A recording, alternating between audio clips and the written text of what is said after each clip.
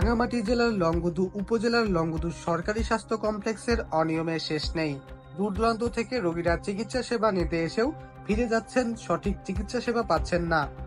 হাসপাতালে ভর্তি হলেও নেই কোনো এমবিবিএস ডাক্তার, নেই কোনো চিকিৎসা সেবা।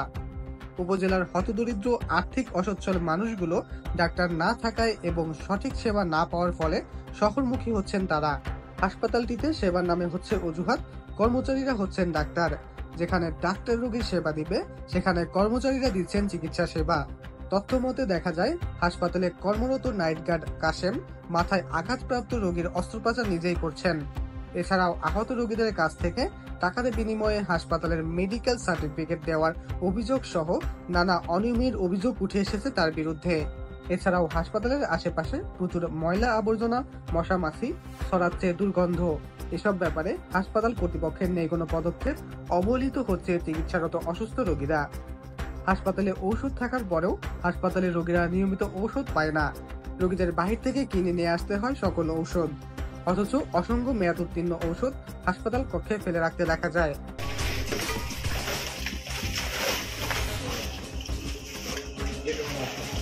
এই যে দেখেন মেয়াদ চেক 2019 আগস্টের 2019 মেয়াদ চেক প্রত্যেকটা কার্টনে।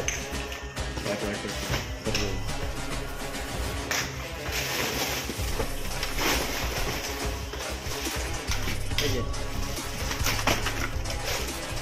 দেখেন ওষুধ নাই, বলে ওষুধ নাই, জনগণ আসতে বলে ওষুধ নাই, সাধারণ জনগণ এগুলো নাকি ওষুধ নেই। এই যে দেখেন ড্রপ 2022 সালে এটা দিচ্ছে। এই দেখেন বেন্ডিসেরিয়া বেন্ডিস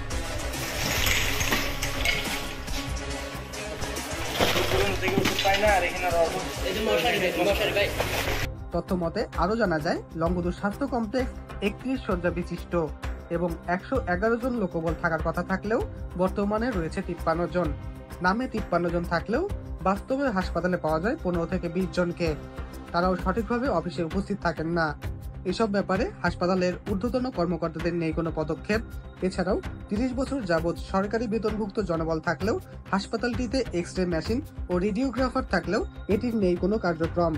নানা প্রতিকূলতার মধ্যেও দুর্গম উপজেলা লংগদুতে 2018 সালে 31 শয্যা থেকে 50 শয্যা বিশিষ্ট সরকারি স্বাস্থ্য কমপ্লেক্সটি উন্নতি করা হয়, কিন্তু হাসপাতাল ভবন করা হলেও ঠিকাদার প্রতিষ্ঠান এখনও তা বুঝিয়ে দিতে পারেননি। সঠিক তদারকি না থাকার ফলে এভাবে পড়ে রয়েছে হাসপাতালের ভবনটি। তবে এ ব্যাপারে হাসপাতাল কর্তৃপক্ষ বলেন, চলতি মাসেই ঠিকাদার প্রতিষ্ঠান হাসপাতাল হস্তান্তর করবে বলে আশ্বাস দেন এবং জনবল সংকট ও সেবার মান আরও উন্নত করা হবে বলেও জানান তারা। আকাশ মাহমুদ, বাংলাদেশ মেইল 24, ঢাকা।